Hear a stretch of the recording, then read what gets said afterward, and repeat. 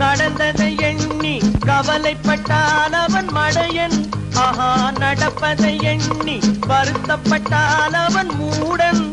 போடா வருவது வரட்டும் என்பவனே நல்ல ரசிகன்.